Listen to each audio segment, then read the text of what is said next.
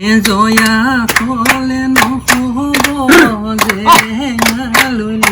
বিতুমনৰ এজনী নতুন গাৰ্লফ্ৰেণ্ড আছে বুলি শুনিছো যে গাৰ্লফ্ৰেণ্ডজনীৰ বিষয়ে অলপ ক'বনে নকয় আমি বৰ্তমান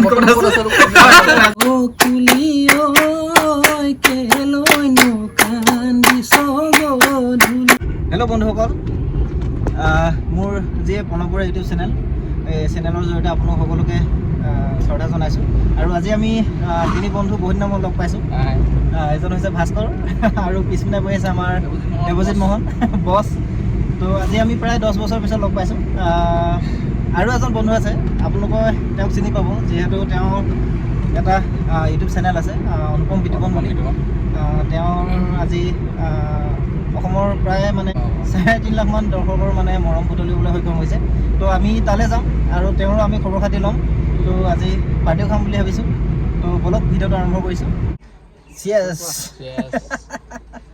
খাই লৈছোঁ আমি আহি পালোহি আমাৰ মৰমৰ বিতুপন আমাৰ বন্ধু আৰু বহুত দিনৰ মূৰত লগ পাইছোঁ আজি প্ৰায় 8 বছৰমান পাছত তো প্ৰথমতে আমি তেওঁৰ যিটো অনুপম বিতুপন ইউটিউব চেনেলৰ জৰিয়তে আজি গোটেই অসমত তেওঁ যথেষ্ট মৰম আৰু আদৰ পাবলৈ সক্ষম হৈছে আৰু তেওঁক আজি বহুত দিনৰ মূৰত লগ পাই খুব ভাল লাগিছে আমি মৰমতে এখন আমাৰ অসমীয়াৰ যি গামোচা আমি তাকে মৰমত যাচিছোঁ তেওঁক বহুত বহুত ধন্যবাদ তাৰপিছত আমি আপোনালোকৰ লগত কথা পাতিম তেওঁৰ বিষয়ে বিভিন্ন কথা জানিম আৰু আগবঢ়াই লৈ যাম ভিডিঅ'টো কিবা ক'বা নেকি ভাল লাগিছে প্ৰণৱ আহিছে বহুত দিনৰ মূৰত লগ পালোঁ আচলতে প্ৰণৱক আজি আমি একেলগতে আচলতে চাকৰিত ভৰ্তি হৈছিলোঁ 2011 চনত তাৰপিছত প্ৰণৱ বেলেগ চাকৰি সূত্ৰে বেলেগ জেগালৈ আহিবলগীয়া হ'ল ময়ো বেলেগ জেগাত আছোঁ এতিয়া গুৱাহাটীত আজি প্ৰণৱ আহিলে ভাল লাগিছে নতুনকৈ চেনেল এটা খুলিছে কথা পাতিম লাহে লাহে আমি বিতুপন কেনেকুৱা লাগিছে আজি এনেই যথেষ্ট ভাল লাগিছে আচলতে মোহনকো লগ পালোঁ প্ৰণৱকো লগ পালোঁ আমাৰ এইফালে দিহিঙাকো লগ পালোঁ বহুত দিনৰ মূৰত দিহিঙাক লগ পাই আছিলোঁ প্ৰণৱকো লগ পাইছিলোঁ আমি একেলগতে ভৰ্তি আচলতে কিবা ক'ব মোহন কেনেকুৱা কোৱা কেনেকুৱা লাগিছে বহুত ভাল লাগিছে কাৰণ আমি প্ৰায় 10 বছৰমান পাছত লগ পাইছোঁ 10 বছৰ পাছত লগ পাই আমি কি ক'ম আৰু বহুত ইমানেই আনন্দিত হৈছোঁ ক'বলৈ ভাষা নাই বাকী আৰু ভাস্কৰ দিঙা অনুভৱটো ক'ব ভাস্কৰ দিঙা অনুভৱ কোৱা ভাস্কৰ দিঙা বনাম বিতুপনটো মই পাই থাকোঁ আমাৰ ঘৰৰ ওচৰৰে হয় বেছি দূৰ নহয় কিন্তু আজি বিশেষকৈ মোহন আৰু প্ৰণৱ আহিছে আমি গোটেই 4জন লগ খাই যিটো অনুভৱ হৈছে সেইটো আপোনালোকক পাক কৰিব নোৱাৰোঁ ভাল লাগিছে যথেষ্ট মেইন কথা হ'ল কি এটা সময়ত মানে আমি যেতিয়া লামডিঙত ট্ৰেইনিং কৰি আছিলোঁ তেতিয়া মানে আমাৰ বিতুপনে খুব ধুনীয়াকৈ ঢোল বজাইছিলে আৰু ট্ৰেইনিংটো হেৰি বিহু কৰা হৈছিলে বিহু কৰিছে নাই প্ৰথমতে আমি কি কৰিছোঁ তেওঁৰ এটা ধুনীয়া আজি গীত শুনিম বিহুগীত বহুত দিন শুনা নাই বিহুগীতে আমাৰ গাঁৱত আচলতে আগতে হুঁচৰিত পুৰণা আমি ৰাতি যেতিয়া বিহু মাৰোঁ আৰু চোতাল বিহুত এটা খুব এটা জনপ্ৰিয় এটা বিহু নাম আছে মই এইটোকে গাই দিছোঁ চবেই একদম চবেই জনা গান আকৌ দেই আমি আছোঁ জয়া কলে নহ'ব যে লৈ লৈ যাব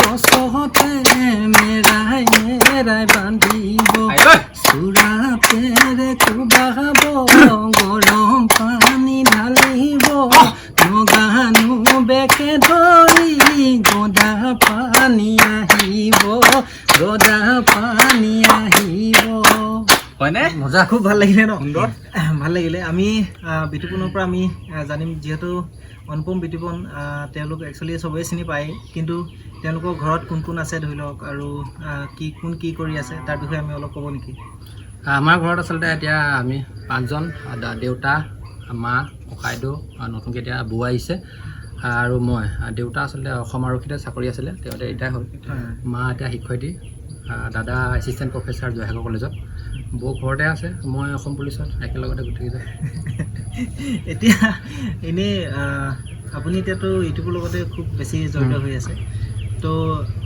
ইউটিউবৰ যিটো আপোনাৰ জাৰ্ণি ধৰি লওক তাৰ বিষয়ে আপুনি ক'ব নেকি যে কেনেকৈ আপুনি ভাবিছিলে নেকি যে আজি ইউটিউবৰ আপুনি ইমান ধৰণৰ দৰ্শকৰ আজি আপুনি চাকৰি পাব বা লগ পাব আপোনাৰ এই জাৰ্ণিটোৰ বিষয়ে অলপ আচলতে আমি 2018-19 চনমানত আৰম্ভ কৰিছিলোঁ ভবা নাছিলোঁ প্ৰথমতে জিমৰ অলপ এই শৰীৰ চৰ্চাৰ ওপৰত ভিডিঅ' বনাইছিলোঁ তাৰপিছত বহাগ মাহ আহিলে বহাগ মাহ যদি নিজে বিহুৰ লগত জড়িত মোৰ এটা DSLR আছিলে, সেইটো সময়ত DSLR খুব উঠিছিলে বুলি ক'ব পাৰি আৰু মানে এটা আছিলে DSLR খুব মই ফটো মাৰিবলৈ DSLR লৈছিলোঁ। তাৰপৰা সেই DSLRটোৱে কি কৰিলোঁ বিহু ভিডিঅ' কৰিলোঁ, ষ্টেজ প্ৰগ্ৰেমবিলাক ভিডিঅ' কৰিলোঁ। তাৰপৰা এতিয়া কি হৈছিলে আগতে আমিও বিহু গাইছিলোঁ যদিও সেই বিহুবিলাক কোনো সংৰক্ষণ কৰা নাছিলে, ইউটিউবলৈ যোৱা নাছিলে। মই মানে ভিডিঅ'বিলাক যেতিয়া উপস্থাপন কৰিলোঁ খুব মানে প্ৰচাৰ লাভ কৰিলে। সেই শিল্পীসকলে আকৌ আহি পিনি চাবলৈ পায় তেওঁলোকৰ নিজৰ বিহুবিলাক, যিবিলাক আগতে চাবলৈ পোৱা নাছিলে। তাৰপৰা লাহে লাহে এতিয়া যথেষ্ট প্ৰচাৰ লাভ কৰিলে। প্ৰথম আমি গুৱাহাটী বাক্ৰাপাৰাত কৰিছিলোঁ বিহু, প্ৰথম ষ্টেজ প্ৰগ্ৰেম বিহু। তাৰপৰা আহিলোঁ আপোনাৰ লতা শিলৰ বিহু সম্ৰাজ্ঞী, সেইবাৰ পাইছিলে নীলম দোলা কাষৰীয়া। তাৰপিছত যথেষ্ট এইটো সমালোচনা হৈছিলে, কণ্ট্ৰভাৰ্চি হোৱাৰ আৰু যিটো কণ্ট্ৰভাৰ্চি হোৱা ভিডিঅ'টো আমাৰ চেনেলৰ ভিডিঅ'টো ভাইৰেল হৈ গৈছিলে। সেইটো আমাৰ এটা মানে খুব এটা ভাল এটা হেৰি হ'ল। তাৰপৰা ৰাতিটোৰ ভিতৰতে মানে যথেষ্ট ছাবস্ক্ৰাইবাৰ বাঢ়ি গ'ল, ভিউজো বাঢ়ি গ'ল। তাৰপিছত আহিলোঁ সেই শিল্পীসকলক, তাৰপিছত চেপন বিহু কৰিলোঁ, ONCত কৰিলোঁহি। তেনেকৈ যথেষ্ট আমি প্ৰচাৰ যথেষ্ট ভাল পালোঁ, ৰাইজে সঁহাৰি পালোঁ। তাৰপিছত আহি কি ক'ম, এতিয়া বিহু শেষ হ'ল। এতিয়া সেই মানুহসকলে কি কৰিলোঁ ইণ্টাৰভিউ ল'বলৈ আৰম্ভ কৰিলোঁ, যিবিলাক মানে টিভি পৰ্দালে খুব কম আহিছে বা অহা নাইও বহুত মানুহ। তাৰপিছত ইণ্টাৰভিউ ল'লোঁ, এতিয়া ইণ্টাৰভিউ লৈ লাহে লাহে বিহু সম্ৰাজ্ঞী ল'লোঁ। বিহু কৰি এবাৰ সেই বিহু যিখিনি শিল্পীসকল আছিলে ঢোল বজাই নাম গায় সেইবিলাকৰ, তাৰপিছত এতিয়া সেইবিলাকো লাহে লাহে শেষ হ'ল, শেষ হোৱা নাই ল'লোঁ। তাৰপিছত এতিয়া দিহানাম আহিলে, ভাদ মাহ আমি দিহানামত লাহে লাহে এতিয়া মনত ভাবি থাকোঁ নেক্সট কি কৰিম। তাৰপিছত দিহানামত নামিলোঁ। দিহানামত যথেষ্ট জনপ্ৰিয় কণ্ঠশিল্পী আমাৰ কমলাবাৰী গোসাঁই লগ পালোঁ, প্ৰণৱ দিহিং গোসাঁই লগ পালোঁ, অমীয়া বাইদেউ আহিলে। এনেকৈ যথেষ্ট দিহানামৰ শিল্পীসকল আমাৰ চেনেলত আহিলে। দিহানাম তাৰপিছত ভাদ মাহ, শাওণ মাহ, ভাদ মাহ শেষ হোৱাৰ পিছত ৰাস আহি গ'ল। তাৰপৰা ৰাস কৰিলোঁ, তাতো ৰাস কৰিবলৈ গৈছিলোঁ, ৰাস কৰিলোঁ। তাৰপিছত নগাঁও ৰাস কৰিলোঁ, এইফালে ৰাস কৰিলোঁ। তাৰ ৰাস শেষ হোৱাৰ পিছত ভাওনা আহি গ'ল। সেই তেনেকৈ এতিয়াও কৰি আছোঁ, কণ্টিনিউ মানে চলি আছে। এতিয়া আমিতো সকলোৱে গম পালোঁ যে ইউটিউবৰ চৰ্চা আছে, হয় নে নহয়? আৰু লগতে বিহুৰ লগতো তেওঁ খুব ওতঃপ্ৰোতভাৱে জড়িত হৈ থাকে। বিহুত আমি প্ৰায় দেখা পাওঁৱে তেওঁক বিহুৰ সাজত। কিন্তু আমি বিহু আৰু ইউটিউবৰ বাহিৰেও তেওঁ মানে বাকী সময়ছোৱা ধৰি লওক কেতিয়াবা ঘৰলৈ আহিলে খেতি বাতি বা কিবা কৰে নেকি? আপুনি কিহত ব্যস্ত থাকে? ব্যস্ত নাথাকোঁ, এতিয়া মানেতো ইউটিউবৰ লগতে বেছি ব্যস্ত থাকোঁ।